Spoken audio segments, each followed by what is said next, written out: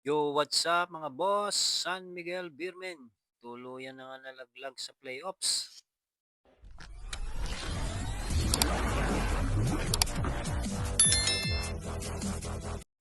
Tuluyan na ngang hindi nakapasok ang San Miguel Beermen sa playoffs.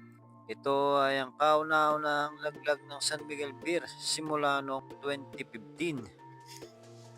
Tuluyan na ngang hindi nakapasok ang San Miguel Beer dahil nanalo ang NLEX Road Warriors kontra dito sa Hong Kong Eastern kung saan pinangunahan ni Mike Watkins ang NLEX Road Warrior at umiskor ito ng conference high na 41 points, 14 rebounds at 2 blocks.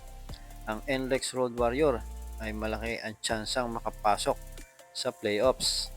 Ngunit nakadepende pa rin ito sa Magnolia, Chicken Templados at sa Rain or Shine.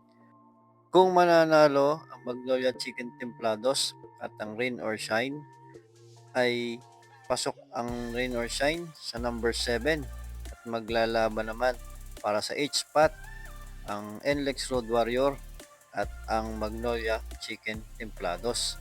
Ngunit kung mananalo ang Magnolia Hotshot at matatalo ang Rain or Shine, ay automatic number 7 ang NLEX Road Warrior at maglalaban naman para sa 8 spot ang Magnolia Chicken Templados kontra dito sa Rain or Shine.